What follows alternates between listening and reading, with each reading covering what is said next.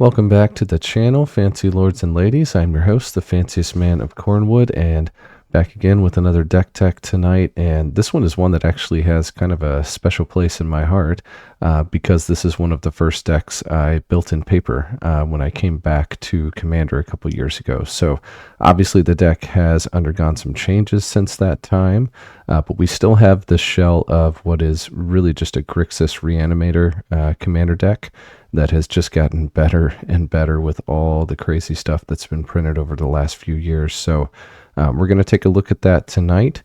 This originally started with Nicole Bolas, the flipped version of Nicole Bolas as the commander. And I did like that card, but not a ton of synergy with Reanimation. He did have a Planeswalker effect that could bring a creature back from a graveyard, but Kess, who we're going to look at tonight, is a much better fit and really gives us a lot of utility with doubling up on different kinds of spells. But without further ado, let's see what Kess does, and then we'll dive into all those spells. So, Kess, Dissident Mage for 1 generic, a blue, a black, and a red. This is a legendary creature, human wizard, 3/4 with flying. And during each of your turns, you may cast an instant or sorcery spell from your graveyard. If a spell cast this way would be put into your graveyard, exile it instead. So there's some cards that actually just give the flashback ability to your spells. That's basically what Kess is doing here, but without that exact rules text. But she is fantastic for, again, just letting us double up on all sorts of different kinds of spells, but especially 3 specific ones. So let's dive into our strategy overview, and we'll look at 2 of those types. One of them is going to be looting spells that let us draw cards and then discard cards from our hand. This is the main way that we're going to put creatures into our graveyard. We do have some others in the deck list, like I think it's Auric Lore Master or Lore Keeper, something like that. That's a creature and can repeatedly do that. After the turn you play it, you can tap it to search for a card and put it into your graveyard. We've got some other effects like that, but what we really want are these sorceries and instants especially that will just draw us cards, let us chew through our deck, and put cards into our graveyard, hopefully that are like Valgavoth here at the end and are just giant, terrifying creatures. The third card is Reanimate, which, this one is on the nose for a Reanimator deck, but we want as many instants of sorceries that bring back creatures from our graveyard and put them into play. We have a couple that will look at any graveyard, and those are also useful, but we don't really have to worry about or rely on our opponents having creatures in their graveyards and available, because we're going to be putting giant threats into our graveyard, and we're going to make it more than worth it just to look at our singular graveyard. So let's look at some of those spells in a little more detail that are going to help us fill our yard. The first one is Big Score for 3 generic and a red. This is an instant. As an additional cost to cast this spell, discard a card, draw 2 cards, and create 2 treasure tokens. So this spell not only helps maybe ramp us into a turn where we're going to cast a spell twice, or just a turn where we're going to hard cast one of our bigger creatures and get those benefits still.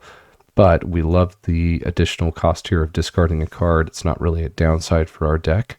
It's more of a baked-in feature because we want to take one of those big, nasty creatures we have and put it into our graveyard and be ready to reanimate it. And again, those 2 treasure tokens really do help make all that happen. The fact we can do this in instant speed before our turn is huge, because that kind of protects our graveyard for as much of the turn cycle as possible before we want to get that big creature out and get it onto the battlefield. Next, we have Careful Study for 1 blue. This is a sorcery. Draw 2 cards and discard 2 cards from your hand. This is basically faithless looting, just without the flashback, but that's okay because Kess is going to give it flashback. Great older card and works perfectly in the deck. Next, we have a creature. Even though we can't double up on this with Kess, this effect is just too good. And it does play into a minor sub-theme in the deck, which is being able to sacrifice creatures for value. This is Stitcher Supplier for 1 black. It's a 1/1 creature zombie. When this enters or dies, mill 3 cards. So this just gives us a great way to start taking cards from our library and putting them into our graveyard. And obviously, we're hoping to mill either spells that are useful, but especially those big creatures that we want to reanimate and start threatening the rest of the board with. Last, we have Thrill of Possibility for 1 generic and a red. This is an instant. As an additional cost to cast this spell, discard a card, draw 2 cards. So just like Big Score, this is an instant speed way to get a creature into our graveyard. And then hopefully, because we're doing that at the end of an opponent's turn, we'll immediately get to our turn and be able to reanimate that creature and start attacking with it and using its abilities, things like that. All right, next let's look at the ways that we're going to get those creatures out of our graveyard. Again, you'll notice most of these are sorceries. I believe there's also some instant speed ways to do that, but we love being able to double up on these spells.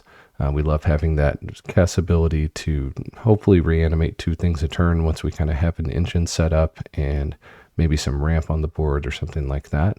Our first example here, though, is actually an enchantment, and it's Animate Dead. For 1 generic and a black, this is an enchantment aura. These rules texts have been through quite a bit of change over the years because this was kind of an OG Magic card. I'll go ahead and read these rules texts, but basically it's going to help us get a creature out of our graveyard and onto the battlefield. So this is enchant creature in a graveyard. When Animate Dead enters the battlefield, if it's on the battlefield, it loses enchant creature card in a graveyard and gains enchant creature put onto the battlefield with Animate Dead. Return enchanted creature card to the battlefield under your control and attach Animate Dead to it. When Animate Dead leaves the battlefield, that creature's controller sacrifices it. An enchanted creature gets -1/-0. So again, there's a few cards like this that are going to have those long text boxes, but just know you're going to take that creature out of the graveyard, enchant it with this enchantment, and then you'll have that big threatening creature out for 2 mana, which is what we are shooting for. All right, next we have Dread Return for 2 generic and 2 black. This is a sorcery. Return target creature card from your graveyard to the battlefield, and then it has a flashback cost of sacrifice 3 creatures. We do have some of our bigger creatures that can make creature tokens, so we can pay that flashback cost if we need to. However, with Kess, we're actually going to just get around that and instead use its mana cost, which is fantastic. It gives us another way for 4 mana to just get something out of our graveyard and start swinging or something like that. All right, our next one is Torrent of Souls for 4 generic and then a Rakdos mana, so black or red. This is a sorcery. Return up to 1 target creature card from your graveyard to the battlefield. If red was spent to cast Torrent of Souls, creatures target player controls gain +2/+0 and gain haste until end of turn if a red mana was spent to cast Torrent of Souls. And obviously do both if you spend both a black and red mana to cast the spell. So this is a fantastic one, especially to be able to do twice, because one of the biggest risks in a reanimator deck is using something at sorcery speed to reanimate and then having to wait that whole turn cycle to be able to actually attack with that creature that you brought out, or use a tap ability or something like that. And Torrent of Souls is great for getting around that. We will almost always have the black and red mana to activate both parts of this card. And with Kess, getting to do it twice is also fantastic. So great inclusion in the deck, and that getting +2/+0 and gaining haste until end of turn will matter probably much more than you might think when you first glance at the card. All right, last we have another card that can feed into that sort of sacrifice sub-theme. This is Victimize. For 2 generic and a black, this is a sorcery. Choose 2 target creature cards in your graveyard. Sacrifice a creature. If you do, put the 2 chosen creatures into play tapped. This might have updated Oracle text because this is, of course, the OG Urza's Saga version, but I love these older cards, and I love that art in this card for some reason. But yeah, because we have that sub-theme, because we will probably have some creature tokens lying around at some point, or maybe a Stitcher supplier that we actually get value from for using for this spell. This is a fantastic way to reanimate 2 things at once. With Kess, we're hopefully going to be able to do this twice.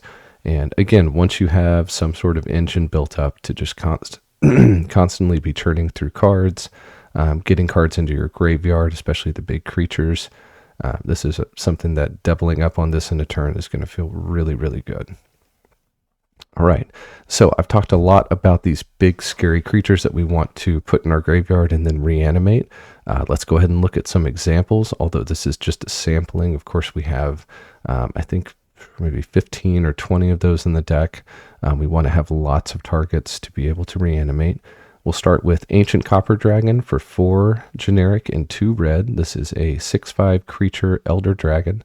Has flying. Whenever Ancient Copper Dragon deals combat damage to a player, roll a d20, and you create a number of treasure tokens equal to the result. Obviously, this can be massive because it might let us just kind of cast out all the stuff that's in our hand. Those treasure tokens might be able to help us double up on a spell with Kess. And, a 6/5 flying body is also nothing to sneeze at, especially if it's getting pumped somehow by a different effect or something like that.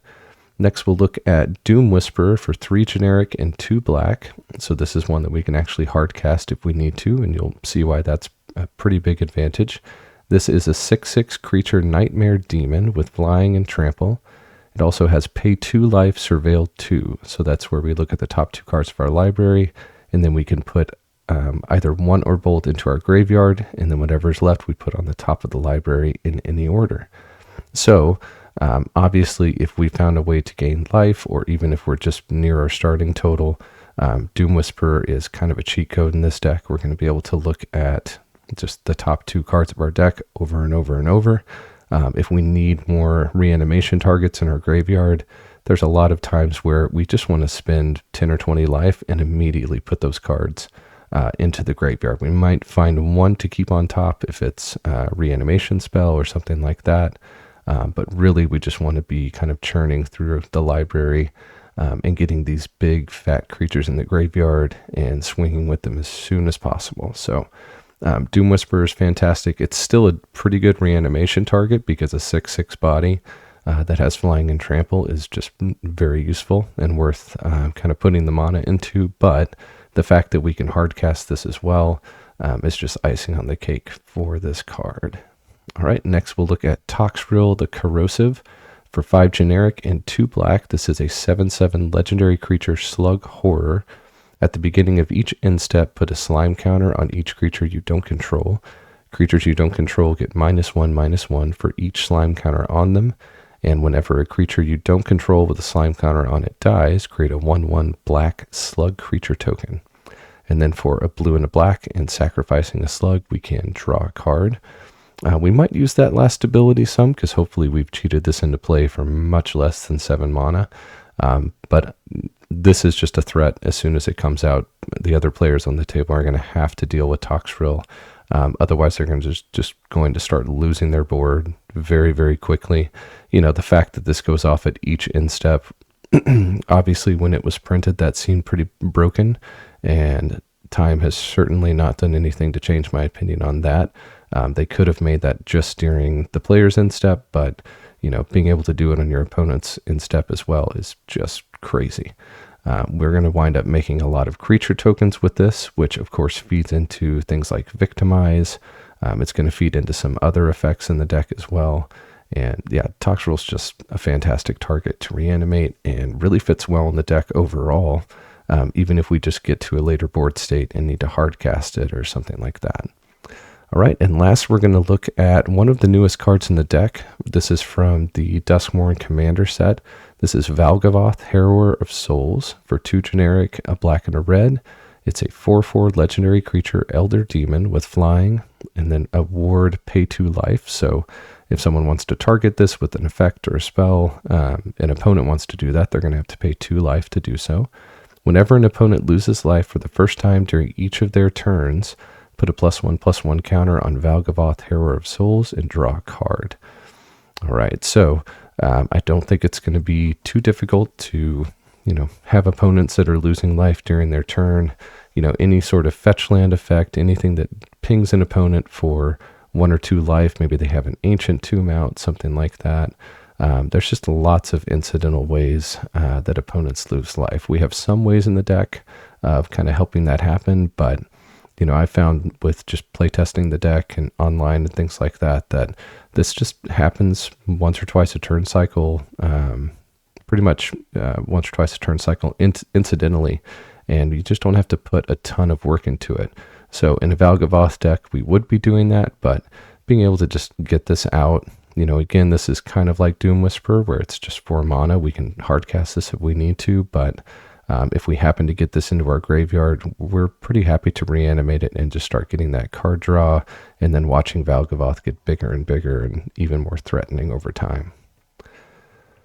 All right, so I want to talk about another sub-theme in the deck, and that is, just the thing that's better than one of these really big threatening creatures is having 2 of those threatening creatures, or 3 or 4, or however many copies we can make of them. We've got 4 cards here that showcase that, but there are also a couple more in the deck that can make copies or become copies as well.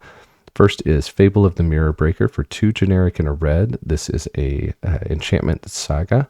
So when this comes in and on our draw step, we're going to put a lore counter on it, and that will move it to the next Roman numeral of effects that are on the card. Let's see. 1 is create a 2/2 red goblin shaman creature token with, whenever this creature attacks, create a treasure token. And then 2 is you may discard up to 2 cards. If you do, draw that many cards. 3 is exile this saga, then return it to the battlefield transformed under your control.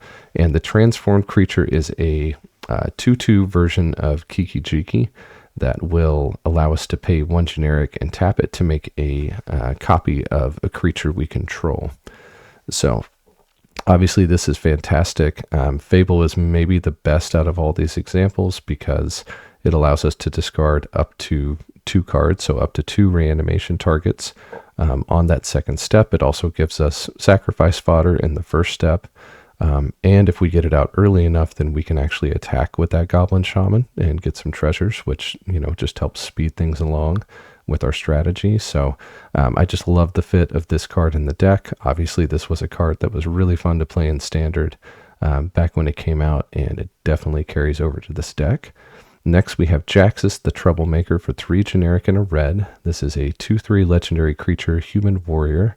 For red and tap and discarding a card, we can create a token that's a copy of another target creature we control. It gains haste, and when this creature dies, draw a card. Sacrifice it at the beginning of the next end step, activate only as a sorcery. And then Jaxus has a blitz cost of 1 generic and a red. If we cast her for the blitz, or cast Jaxus for the blitz cost, it will gain haste, and basically the same effect. When it dies, we draw a card, and we have to sacrifice it at the next end step. So again, just like Fable, this is fantastic because we're doing 2 things the deck wants to do.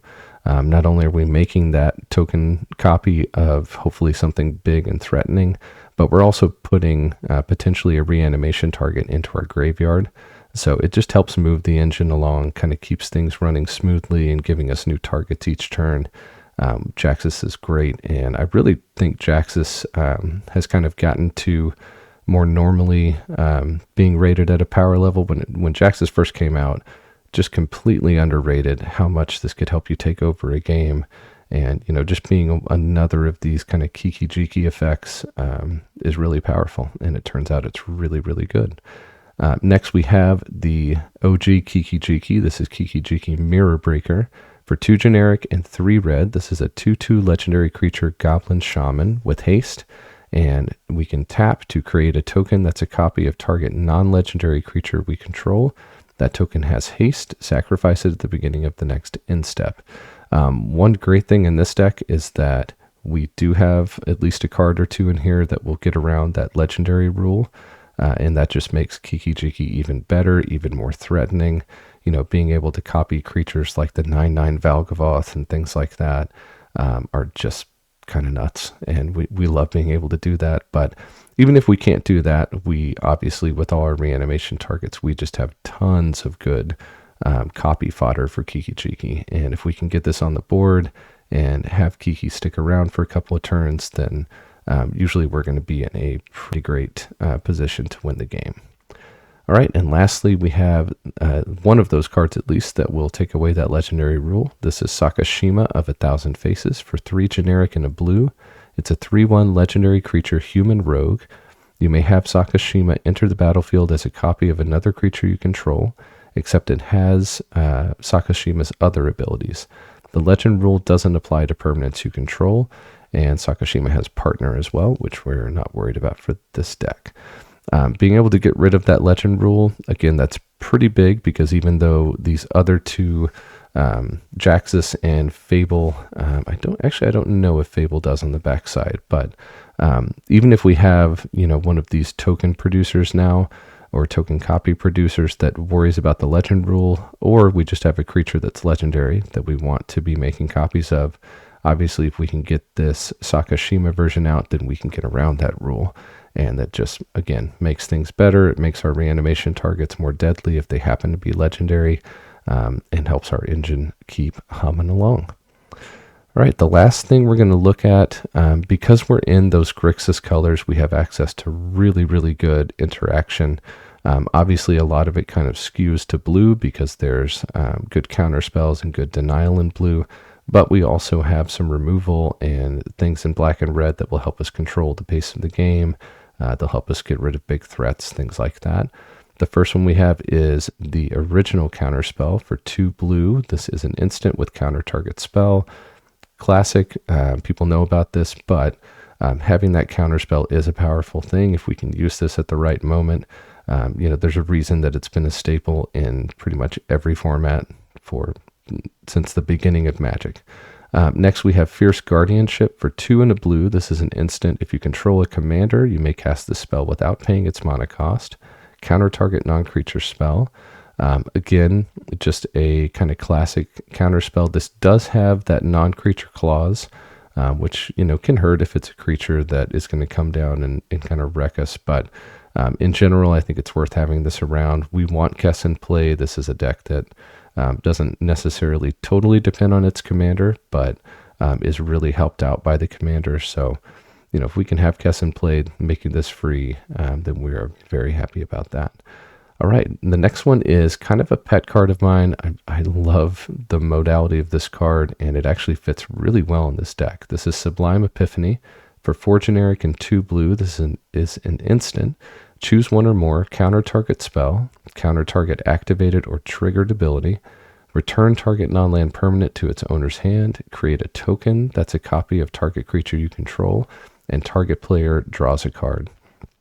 So what I really love in this deck is that almost every time we play this card, 4 of the 5 modes are kind of for sure going to activate, and that is everything but this counter target activated or triggered ability.